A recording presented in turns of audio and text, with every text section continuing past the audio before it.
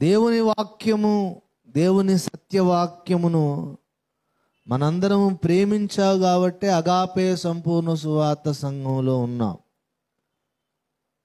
చాలామంది బయట సంఘాల వారికి మన ఆలోచన, మన నడక, మన విధానం అర్థం కాకనో మరి అర్థమయ్యి కూడా అర్థం అవ్వనట్లుగా నటిస్తున్నారో తెలియదు, కానీ మనం అంటే ఇష్టం లేదు. ఎంత మనం కలుపుకుందామని చూసుకున్నా, ఎంత ప్రేమగా మాట్లాడినా, ఎంత వివేకంగా ప్రవర్తించినా ఏదో విధంగా మన మీద అపార్థాలు కలగజేసుకొని అనార్థాలు పుట్టిస్తూనే ఉన్నారు.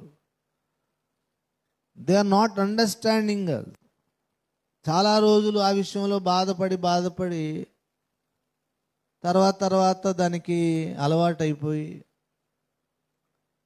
అందరూ మనల్ని అర్థం చేసుకుంటాం, మన గొప్పతనం ఏముందిలే అనుకొని ఈ వేలో ఆలోచించి మన పని మనం చేసుకొని మనం ముందుకు వెళ్ళిపోతున్నాం. బయట వాళ్ళు ఏంటంటే వీళ్ళంతా భజన పరులు. ఈ ఓఫీర్ అనే వ్యక్తిని బాగా హైప్ చేసి భజన చేసి ఆయన బాగా హెచ్చించేసి అందరూ ఆయనను హెచ్చించాలని, అందరూ ఆయన గుర్తుపట్టాలని కోరుకునే భజన బ్యాచ్ వీళ్ళందరూ అనే ఒక అభిప్రాయం దాదాపుగా అందరిలో ఉంది. ఓఫీర్ గారు ఎలా చెప్పారు కాబట్టి ఇలా మనందరం చేయాలి అంటే వీళ్ళు ఓఫీర్ బ్యాచరా బాబు, ఓఫీరిస్టులు రా బాబు అని అనుకుంటున్నారు.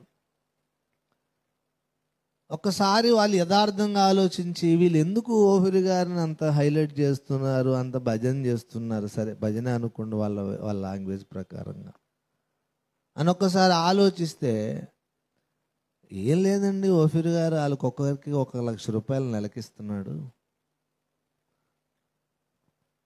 వాళ్ళ పాస్టర్లకి 1,00,000 రూపాయలు నెల ఆయన సీక్రెట్గా ఇస్తున్నాడు.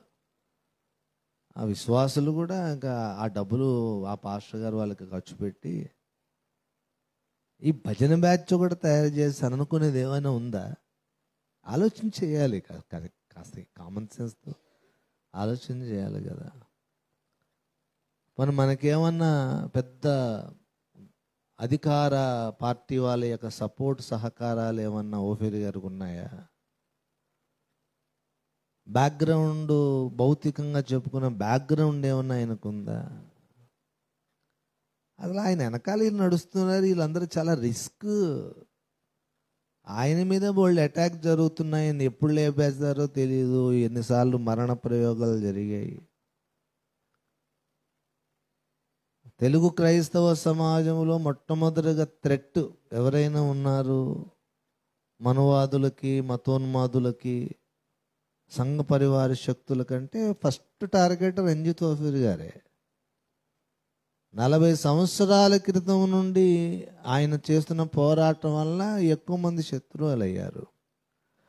మొన్న 5 సంవత్సరాల నుండి మిగిలిన వాళ్ళు కూడా కాస్త సోషల్ మీడియాలోకి వచ్చి మాట్లాడడం మొదలుపెట్టారు. అంతకుముందు ఎవరు అన్యాయానికి విరోధంగా మనం పోరాడదామని గలమెత్తిన వాడు లేడు. ప్రార్థన చేయాలి, క్షమించాలనే వాళ్ళే.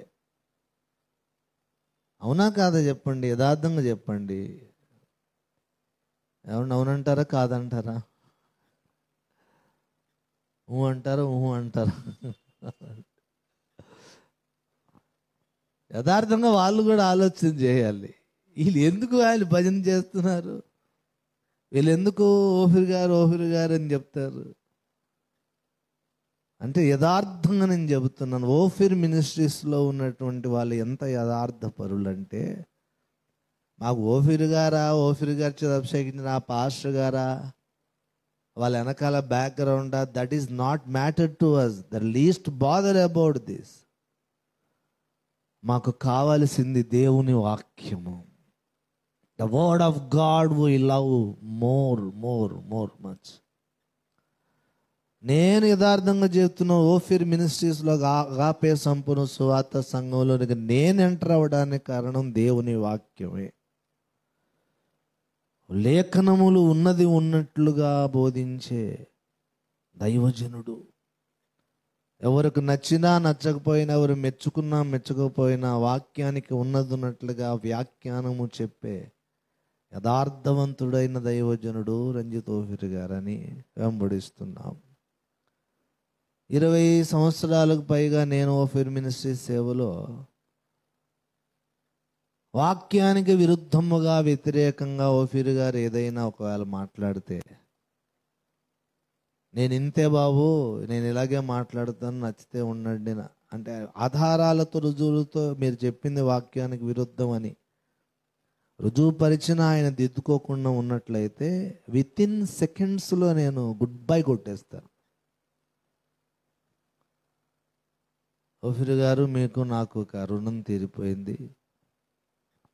వాక్యమును ప్రేమించి మీ దగ్గరకు వచ్చాను, ఆ వాక్యపు లోతులోనికి మమ్మల్ని నడిపించారని, దేవుని చిత్తమును దేవుని సత్యమును మీ ద్వారా పొందామని మీతో కలిసి నడుస్తున్నాం, మీతో సహవాసం చేస్తున్నాం. కానీ ఆ వాక్యానికి భిన్నంగా మీరు స్వరం ఎత్తుతుంటే మీతో కలిసి ఉండలేని వితిన్ సెకండ్స్లో నేను గుడ్ బై చెప్తాను. మిగిలిన సంగతులంతా చెత్త, అవి వదిలేయండి. మనిషి అన్నాక లోపాలు, బలహీనతలు, పడడం, లేవడం అవి కామన్. అది దాన్ని ఆ చెత్త కారణాలన్నీ చూపించి మీరు గురువును వదిలేయండి అంటే నేను విననుగాక వినను.